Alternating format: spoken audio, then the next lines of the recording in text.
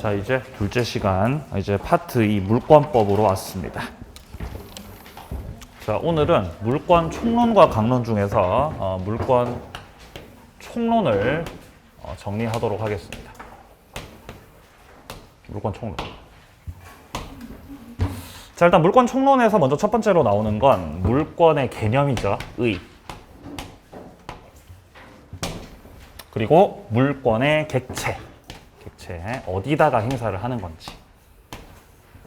그리고 물권들의 종류들. 이런 것들은 뭐 단독 문제로 출제가 된다기보다 이제 기본 베이스로 깔고 가는 것들입니다. 자, 실질적으로 이제 단독 문제로 출제가 되는 것은 물권의 효력 부분이죠. 효력. 여기에는 우선적 효력도 있지만 반드시 시험에서 출제되는 것은 물권적 청구권입니다. 이거는 매년마다 반드시 출제가 되는 파트죠. 물권적 청구권 별 2개입니다. 별 2개. 자, 그리고 이어서 물권의 변동이 나옵니다. 물권 변동. 여기서 변동의 원인 2가지 갈래. 변동의 원인. 그리고 여기서 등기 제도들 한 개씩 살펴보고요. 특히 원인 2가지 갈래 같은 경우는 등기를 해야만 물권이 변동된다라고 하는 186조 법률 행위에 의한 물권 변동이 있고, 그리고 등기 없이도 물권을 취득할 수 있는 187조 법률 규정에 의한 것이 있습니다.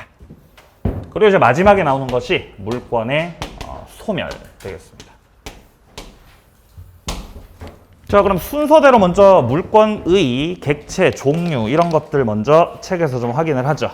자, 208페이지로 옵니다.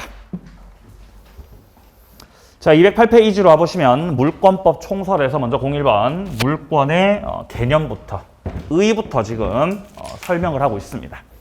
물권의 개념을 정리할 때는 물권과 채권을 비교해서 정리를 하는 것이 일반적입니다. 지금 표가 있고요. 왼편에 나오는 게 채권, 오른편에 나오는 게 물권이죠. 일단 채권 같은 경우는 사람을 상대로 청구하는 겁니다. 사람을 상대로 일정한 행위, 계약상의 급부를 청구하는 거죠.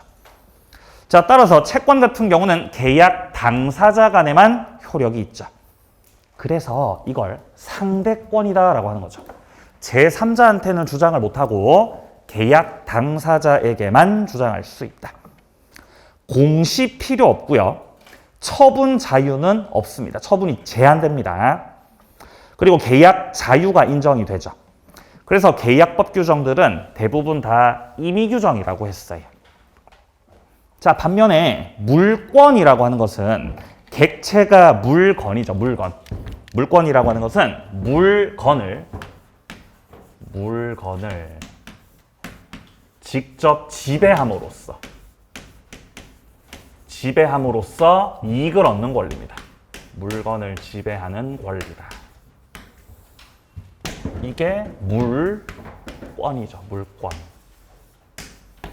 자, 이때 물건은 그냥 물건을 말하는 게 아니라 현존하고 특정이 되어 있고 독립성을 갖춘 물건을 말합니다.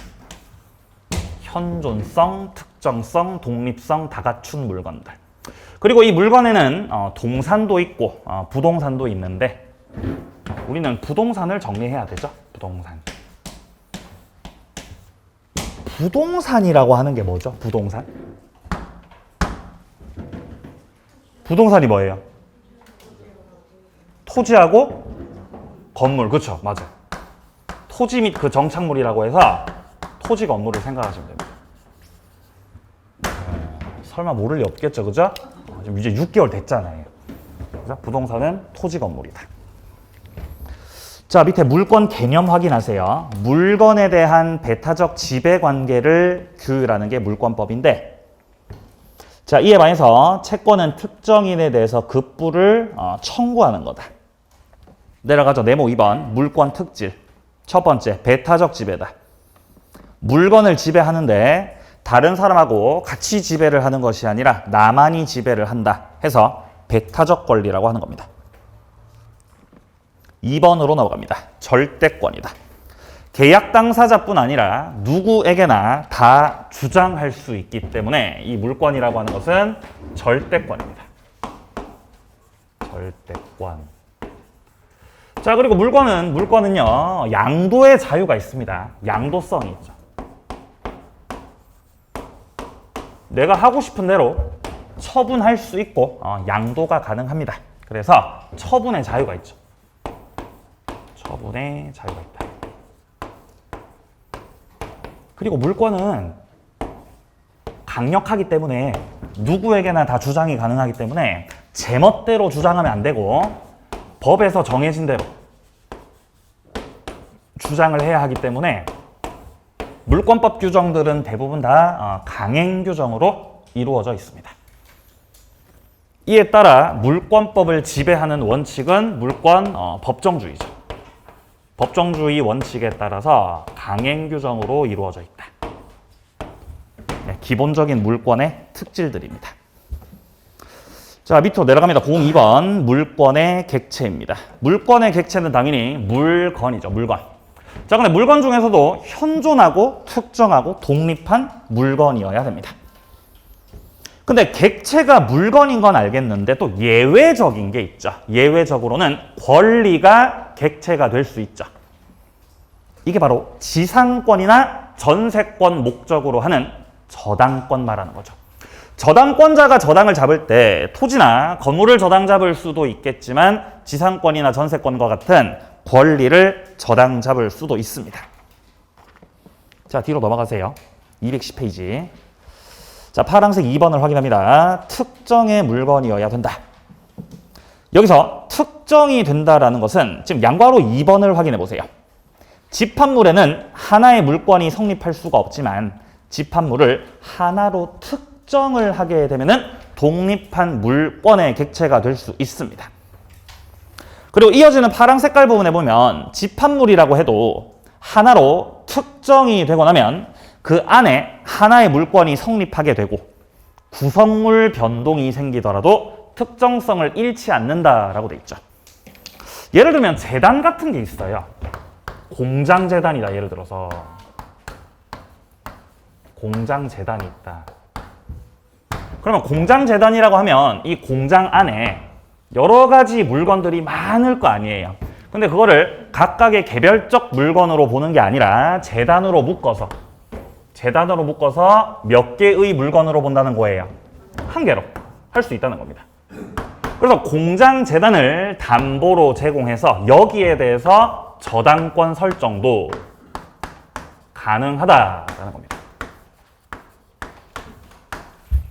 따라서 공장재단 안에 어느 한 구성 부분, 어느 한 구성물에 변동이 조금 생겨도 하나의 물건으로서의 재단은 여전히 존속하고 존재하게 된다. 그런 맥락으로 이해하시면 됩니다. 자, 그리고 이런 맥락에서 밑에 양괄호 3번에 보시면은 뱀장어 사건이 있어요.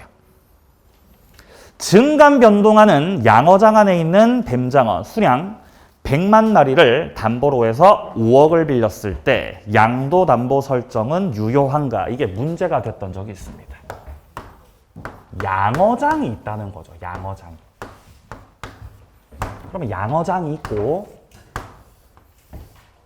이 양어장 안에 뱀장어들이 살고 있다는 거죠. 몇 마리가 살고 있다고요? 100만 마리가. 100만 마리의 짱어들이 살고 있었다는 것입니다. 그리고 이것들을 담보로 제공해서 담보권 설정이 이루어졌다는 것이에요. 근데 당시에 문제가 됐던 건 담보권 설정된 그 이후에 이 양어장 안에 이 뱀장어들의 변동이 있었다는 겁니다. 변동. 이 뱀장어가 이제 뱀장어 성숙하면 내다 팔죠. 내다 팔고 성숙하면 그럼 이제 그 내다 판 그 빈자리는 이제 새끼 뱀장어들. 새끼 뱀장어들을 또 집어넣죠. 집어넣고 그럼 새끼 뱀장어 집어넣고 크면 내다 팔고를 계속해서 반복하다 보니까 단복권 설정 당시 그 뱀장어들은 다 어디 갔어요? 다 내다 팔고 없다는 거죠. 설정 당시에 그 뱀장어들이다, 그 뱀장어들 아니다. 아니라는 거예요, 아니라는 거예요. 그럼 이 단복권이 유효할 수 있겠냐는 거지, 단복권이. 그럼 이 단복권이 유효하다고 할 수 있습니까? 뱀장어들 다 바뀌었는데요. 자, 판례는 뭐라고 했느냐? 그 안에 구성물들의 변동이 생겼더라도 지금 이 계약은 양어장이라고 하는 하나의 큰 틀에서 단복권 설정이 이루어진 것이기 때문에 구성물의 변동이 이루어지더라도 그 물건은 여전히 한 개로서 유효하게 존속하는 것이다 라고 판시했던 겁니다. 자, 단락에서요. 넷째 줄 보세요. 전부를 하나의 재산권으로 보아서 단복권 설정도 유효다. 이때 구성물인 뱀장어 수량이 증감 변동을 해도 양어장 안으로 특정성이 유지되고 있다는 겁니다. 그러므로 특정성이 유지되고 있으므로 이 단복권의 효력이 뱀장어 전부에 여전히 미치고 있는 것이다. 이렇게 판시했습니다. 자, 밑으로 내려가죠. 네모 2번. 물건의 분류들. 부동산도 있고 동산도 있습니다. 먼저 부동산이 나와 있죠. 부동산은 토지 및 그 정착물을 말하고 정착물은 건물로 인식하시면 됩니다. 자, 밑으로 내려가죠. 양괄호 2번입니다. 토지 정착물로서 토지의 구성 부분이 돼버리는 게 있죠. 그게 바로 대표적인 게 수목입니다. 수목을 타인의 토지에 예를 들어 무단식재를 하게 되면은 수목은 토지에 부합돼 버립니다. 그러면 수목이 토지에 부합되기 때문에 동그라미 2번 미분리 과실. 수목이 만약에 사과나무예요. 사과나무. 사과나무가 땅에 심겨져 있다는 것이에요. 그럼 사과나무는 토지에 뭐가 된다? 부합된다고요. 토지에 부합돼 버린다고. 그럼 사과나무가 토지에 부합된 거니까 사과나무에서 수확하지 않고 현재 매달려 있는 사과도 뭐가 된다는 거죠? 부합된다는 거예요. 사과는 수목의 한 구성 부분이 된다는 거죠. 이게 미분리 과실입니다. 역시 토지 구성 부분으로 되겠습니다. 자, 그럼 지금 동그라미 2번에 보시면 임야에서 벌채하기 전 소나무, 사과나무에서 수확하기 전에 사과, 원물에 부착돼 있고 따라서 원물의 구성 부분이다.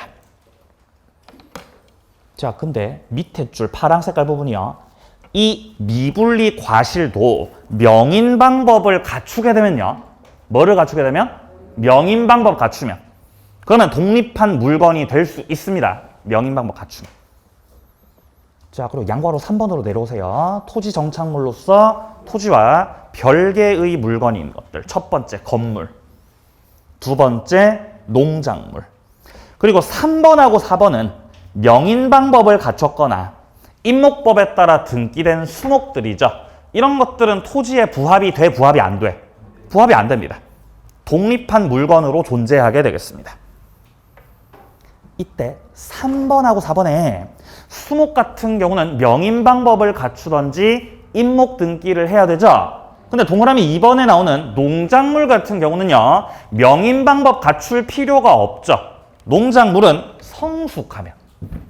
농작물들은 성숙을 하게 되면은 누구의 소유가 된다? 경작자의 소유가 됩니다.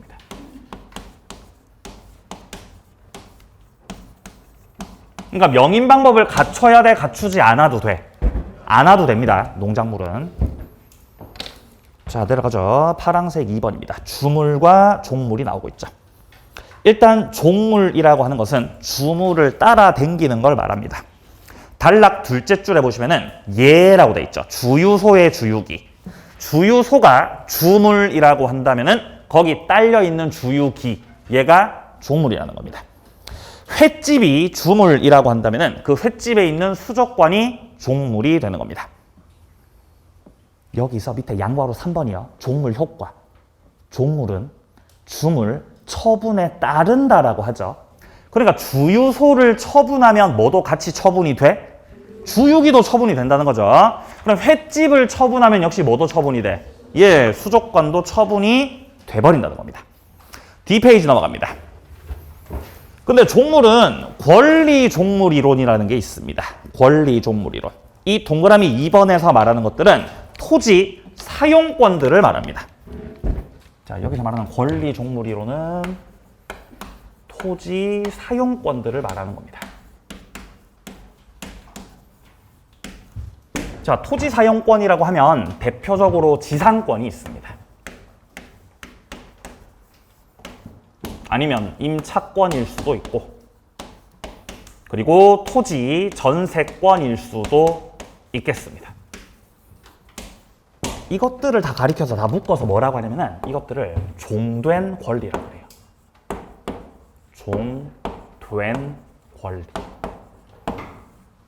이것들이 전부 다 토지 사용권으로서 주물 처분에 따른다라는 것입니다. 만약 토지가 있고 토지가 갑 소유 토지인데 갑의 토지에 대해서 을이 토지 사용권 가지고 있다는 거예요. 이때 을의 토지 사용권은 지상권일 수도 있고 임차권일 수도 있고 전세권일 수도 있습니다. 그러면 을이 토지 사용권 가지고 있기 때문에 을은 갑의 토지 위에다가 건물을 신축할 수 있고 이 건물은 을 소유죠. 건물은 을 소유. 근데 이 건물에 저당권이 설정되면 이 건물 저당권의 효력은 당연히 건물에 미치는 거죠. 근데 이 건물은 타인, 갑 소유 토지 위에 있는 건물이기 때문에 타인의 토지 위에서 건물을 소유하려면은 토지를 사용할 수 있는 권리들이 필요하다는 겁니다. 그리고 이것들을 다 종된 권리로 보겠다는 거죠. 그러니까 저당권의 효력이 건물에 미치고 있는 이상 이 종된 권리인 토지 사용권에도 저당권 효력 다 미친다는 거죠. 이것도 종물 이론이라는 거예요. 그래서 저당권자가 이 건물을 경매해버리면 이 건물이 경락되면서 정이란 사람이 건물을 경락을 받게 되면은 건물만 경락받는 것이 아니라 토지 사용권에 해당되는 지상권, 임차권, 전세권들도 다 뭐가 된다는 거죠? 경락이 되고 이전된다는 거죠. 자, 그래서 기역에서 둘째 줄 이런 말 나오죠. 따라서 타인 소유 토지 위 건물이 양도가 되면 토지에 대한 임차권도 건물 양수인에게 함께 이전하게 되는 것은 권리 종물 이론을 인정하고 있기 때문입니다. 자, 그리고 니은에 보시면 아파트 전유 부분이 나와 있고요. 아파트 전유 부분에서는 이 대지 사용권이 종된 권리에 해당이 됩니다. 그러니까 전유 부분을 저당 잡게 되면은 대지 사용권에까지 효력은 다 미쳐요. 자, 이제 밑에 가서 일물일권주의 보죠. 네모 3번입니다. 일물일권주의. 물건이 한 개면 물권도 한 개여야 된다가 바로 일물일권주의인데, 자, 일물일권에 따라서 지금 의에서는 양괄호 2번을 확인하시면 됩니다. 물건 한 개 있을 때 그 물건 한 개의 일부분에 소유권 성립돼야 안 돼요? 소유권 성립 안 됩니다. 일부 소유권 성립할 수 없고 일부 저당권도 성립할 수 없죠. 네, 확인하세요. 소유권하고 저당권은 일부분에 성립할 수 없다. 근데 예외적으로 일부분에 성립할 수 있는 물권들이 있었죠. 그게 뭐죠? 맞아요. 그게 바로 용익 물권들입니다. 용익 물권들은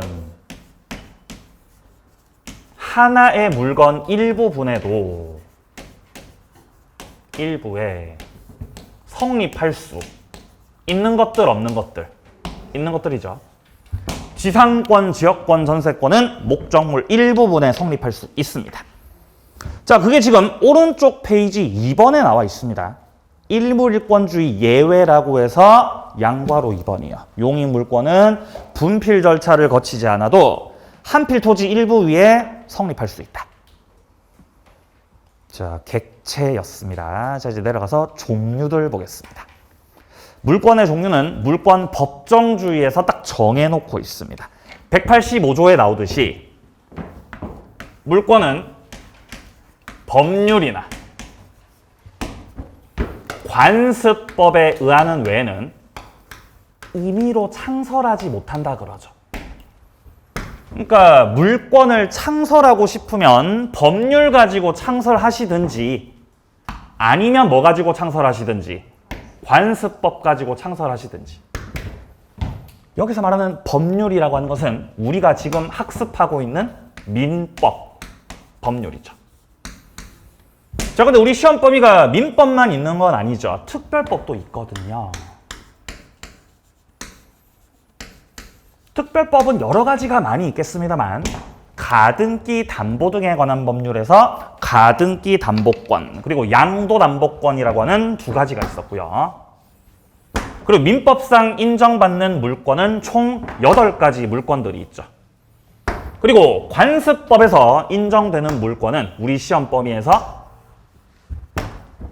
2개죠. 네, 확인해보죠.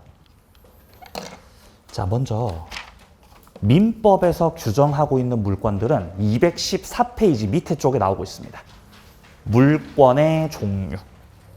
자, 성문법으로서 8가지 물권들을 정해놓고 있죠. 점유권, 그리고 소유권, 지상권, 지역권, 전세권, 유치권, 질권, 저당권 이렇게 8가지를 정해놓고 있습니다. 자, 그중에 질권이 우리 시험 범위 포함이 안 되기 때문에 우리 몇 가지 정리하면 된다, 민법에서? 7가지를 정리하면 되겠습니다. 자, 그리고 오른쪽 페이지 파란색 2번에 보시면은 민법 이외 특별법에서 인정되는 물권들이 열거되고 있는데 우리가 공부해야 될 건 양괄호 3번밖에 없습니다. 가등기 담보권과 양도담보권 이 2가지 특별법상의 물권들입니다.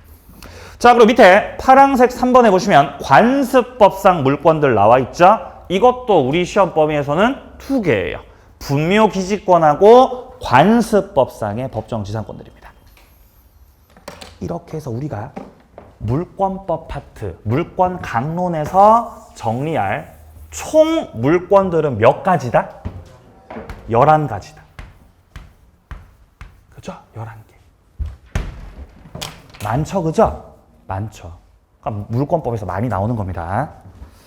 자, 그럼 밑에 내려가시면은 양괄호 2번에서 우리 판례에서 관습법상 물권으로 인정하지 않았던 것들이 있습니다. 첫 번째, 온천권. 두 번째, 근린공원 이용권. 뒷페이지에 사도통행권. 그리고 4번 같은 경우는 소유권에 준하는 관습상의 물권. 이런 것들은 판사님이 야, 이것들은 물권 아니야 라고 판시했습니다. 자, 이제 효력으로 가겠습니다. 제2절 효력. 물권 효력 파트에서는 우선적 효력과 그리고 물권적 청구권이 있는데요. 먼저 우선적 효력입니다. 이 우선적 효력이라고 하는 건 우선한다는 겁니다. 우선한다. 그러니까 물권과 채권이 있을 때 뭐가 더 우선한다는 거죠? 물권이 우선한다. 이렇게 채권에 우선하는 효력을 우선적 효력이라고 해요. 물론 여기는 예외가 있죠. 예외적으로 채권이 물권보다도 더 우선할 수도 있습니다. 대표적인 게 임차권 대항력입니다. 임차인이 대항력을 갖추게 되면은 물권과의 순위 다툼을 할 수가 있습니다. 자, 그렇게 됐을 때 임차권이 먼저 성립한 경우라면은 효력을 따져봐서 채권이 오히려 더 우선할 수도 있죠. 그러면 임차인이 대항력 취득하는 방법은 몇 가지가 있죠? 세 가지가 있죠? 첫 번째가 뭐예요? 임차권 등기.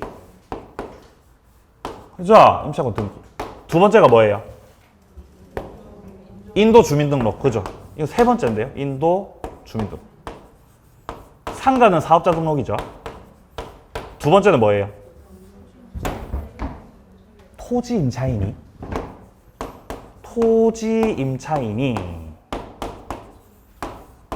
토지 위에 건물에다가 소유권 보존 등기를 격려하게 되면은 토지 임차권의 대항력이 부여가 된다. 이게 두 번째 대항력 취득 방법입니다.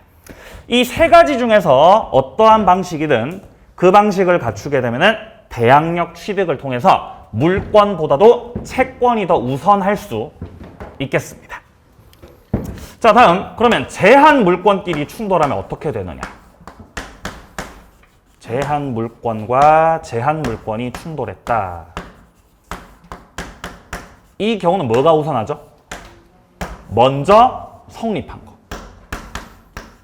먼저 성립한 제한 물권이 나중 성립한 제한 물권보다 우선하게 되죠. 그러면 여기서 뭐가 먼저 성립했는지를 뭘 가지고 판단하죠? 그렇죠. 등기를 가지고. 등기 순서를 통해서 뭐가 먼저 성립했는지를 판단을 하게 되고 우선합니다. 자, 그러면 한 가지 더. 소유권과 제한 물권이 충돌했다. 이러면 뭐가 우선해요? 언제나 뭐가 우선한다? 제한 물권이 우선합니다. 언제나 제한 물권이 우선한다. 채권끼리 충돌했다면 채권끼리 충돌했으니까 뭐가 우선하겠어요? 먼저 성립한 채권이 우선하겠죠? 아니에요. 평등주의입니다. 평등주의로서 우열을 가릴 수가 없게 됩니다. 자, 책에서 좀 내용도 확인해 보죠. 자, 먼저 1번에 보시면 권리 순위라고 되어 있습니다. 갑소유 아파트가 있고 일반 채권자 A가 먼저 존재했습니다. 자, 그리고 일반 저당권자 B가 있고 전세권자 C가 있죠. 자, 아파트가 경매됐을 때 여기서 누가 제일 먼저 받아가죠? A, B, C 중에서. 예? 예. 일반 채권자가 제일 먼저 받아가죠? 아니에요. 채권자하고 지금 저당권자, 전세권자는 물권자들이죠. 그럼 뭐가 더 우선해야 돼요? 물권이 우선이죠. 그래서 물권자들이 먼저 받아간다고요. 그럼 채권자 억울하잖아요. 아니, 안 억울합니다. 채권은 물권에 원칙적으로 우선할 수 없기 때문에 물권자들이 먼저 받아가는 거예요. 그럼 B하고 C는 둘 중에 누가 먼저 받아가는 거죠? B가 먼저 받아가겠죠. 저당권자 B가 제일 처음 받습니다. 그 다음 누구 받아요? C. 남는 돈 있으면 A. 이렇게 되는 겁니다. 순서가. 자, 내려가죠. 2번. 물권과 채권. 이거는 시간적 선후 관계없이 일단 물권이 채권에 우선하는 게 원칙이고 이걸 우리가 우선적 효력이다라고 하는 거죠. 자, 근데 예외적으로 채권이 우선하게 되는 특권이 있습니다. 이게 우리가 임대차 보호법에서 확인했었던 최우선 변제권이죠. 최우선 변제권. 최우선 변제권이라고 하는 건 보증금 중 일정액에 대해서 순위를 무시하고 제일 처음에 제일 먼저 받아가는 거였죠. 주택임대차에도 있고 상가임대차에도 있죠. 기억나요? 안 나요? 기억나세요? 예, 그렇죠. 근로자의 3개월분 임금채권. 근로자들을 보호해주기 때문에 3개월분은 먼저 받아갈 수 있습니다. 조세채권 마찬가지입니다. 예외적으로 물권보다도 더 우선합니다. 그리고 책에는 안 나와 있지만 성립 순서를 따져서 순위 다툼을 할 수 있는 게 바로 이 임차권 대항력입니다. 요거 책에 빠져 있죠? 추가하세요. 대항력 취득 방법 3가지 이렇게 말씀드렸고요. 나중에 계약법 들어갔을 때 조금 더 심도 있게 내용들 다뤄보도록 하겠습니다. 자, 이제 오른쪽 갑니다. 3번에 보시면은 물권 상호간 효력들에서 먼저 소유권과 제한 물권 나오죠. 제한 물권이 언제나 우선합니다. 2번, 제한 물권끼리 충돌했을 때 먼저 성립한 물권이 후에 성립한 물권에 우선한다. 그럼 2번 보시면 동그라미 2번에 저당권이 먼저 성립한 뒤에 설정된 지상권이죠. 그러면 지금 저당권이 빨라요? 지상권이 빨라요? 저당권이 빠르죠? 경매 들어가면 저당권 소멸, 지상권 다 소멸입니다. 근데 3번은 전세권이 먼저 성립되고 그 다음에 저당권 성립이 된 거죠. 전세권이 빠르기 때문에 경매가 되더라도 전세권이 반드시 소멸하는 것은 아닙니다. 전세권자가 배당 요구를 하면 소멸하겠지만요. 여기는 전세권이 더 우선하게 된다는 거죠. 자, 우선적 효력이었습니다. 자, 이제 뒤로 가서 물권적 청구권 보죠. 물권적 청구권은 매년마다 반드시 출제가 이루어지는 파트입니다. 물권적 청구권에는 3가지 종류가 있습니다. 반환 청구권, 그리고 방해 제거 청구권. 방해 제거 청구. 3번째는 방해 예방 청구죠. 이렇게 3가지 종류의 물권적 청구권이 있습니다. 종류가 3가지예요. 종류 3가지.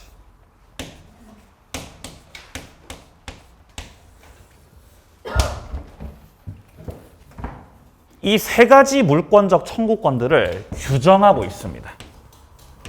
소유권에서 규정하고 있고, 그리고 점유권에서도 규정을 하고 있죠. 일단 소유권 파트에 물권적 청구권 규정하고 있는 것은 반환 청구 213조, 방해 제거 청구와 예방 청구를 214조에서 함께 규정하고 있습니다. 그리고 점유권 파트에 규정되어 있는 반환 청구는 204조, 제거 청구 205조, 예방 청구는 206조에서 이렇게 따로 한 개씩 규정을 하고 있습니다. 자, 이렇게 소유권 파트하고 점유권 파트에서만 물권적 청구권들을 규정하고 있고, 다른 제한 물권들, 다른 제한 물권들에는 따로 물권적 청구권을 규정해놨다, 규정 안 해놨다. 규정 안 해놨죠? 규정 안 돼 있습니다. 근데 규정을 안 해놨지만 이 제한 물권자들도 물권적 청구권을 행사할 수 있어야 하겠죠. 그래서 이 다른 제한 물권들에는 소유권 파트에서 규정하고 있는 213조나 214조 등 이것들을 뭐를 하죠? 준용하죠. 그죠? 준용 규정이 있습니다. 준용을 해서 제한 물권자들도 행사가 가능합니다. 자, 근데 조금 더 디테일하게 들어갔을 때 219페이지 밑에 쪽에 표를 좀 확인하면요. 자, 일단 표 맨 윗줄에 보시면은 먼저 점유권부터 나오고 있습니다. 204조, 205조, 206조 이렇게 3가지 규정해 놓고 있고요. 그리고 소유권 파트에서는 213조하고 214조에서 반환 제거 예방 청구들을 규정해 놓고 있습니다. 밑에 지상권하고 전세권에서는 213조, 214조가 전부 다 준용되고 있죠. 준용되고 있다는 것은 지상권자와 전세권자는 반환 청구, 제거 청구, 예방 청구를 다 할 수 있다는 거예요. 근데 밑에 지역권과 저당권에서는 좀 조심해야 되죠. 지역권자하고 저당권자는 점유를 하지 않습니다. 뭐를 하지 않는다고요? 점유를 안 한다고요.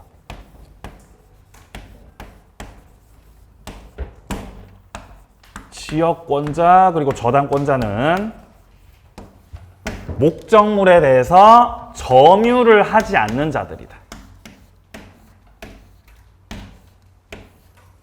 따라서 점유를 하지 않기 때문에 돌려달라는 취지의 213조 이것은 지역권 저당권에 준용이 되지 않아요. 그렇다면 213조가 지역권 저당권에 준용되지 않는다는 건 지역권자하고 저당권자는 목적물에 대한 반환 청구를 못한다는 거지. 반환 청구를 못한다는 거지. 근데 214조는 준용이 됩니다. 지역권 저당권에. 그러면 214조가 지역권 저당권에 준용된다는 것은 지역권자 저당권자가 방해 제거 청구나 예방 청구는 할 수 있다는 거다, 못 한다는 거다? 할 수 있다는 겁니다. 그래서 213조 준용 규정 없음 여기 확인하시고요. 그리고 맨 밑에 유치권자가 제일 불쌍하죠. 유치권자는 213조, 214조 싹 다 준용 안 됩니다. 그러니까 반환 제거 예방 청구를 다 못하죠. 이 표현을 잘 보셔야 돼요. 파랑 색깔 부분에 유치권에 기한 반환 청구 인정 안 된다 그러죠. 추가하세요. 유치권에 기한 제거 청구, 예방 청구 다 인정 안 된다. 그러니까 유치권에 기한 물권적 청구권이라는 것 자체가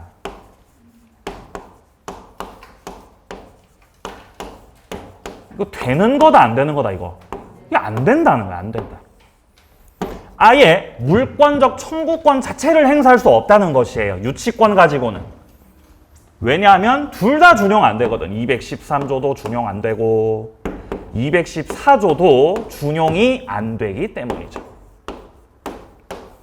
자, 그래서 213조와 214조가 준용되지 않는 우리 유치권자 같은 경우는 유치권 침탈이 있었을 때 뭐를 행사해야 되죠? 점유권 가지고. 맞아요.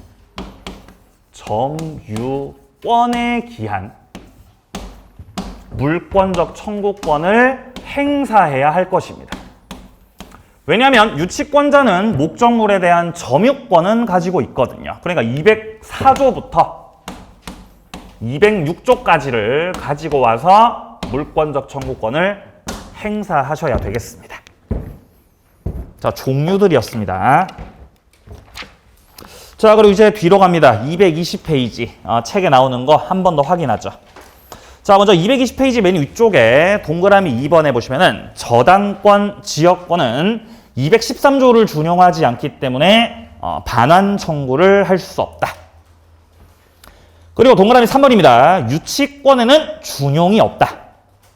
따라서 유치권에 기한 물권적 청구권은 인정되지가 않고 점유권 가지고 행사를 할 수가 있다.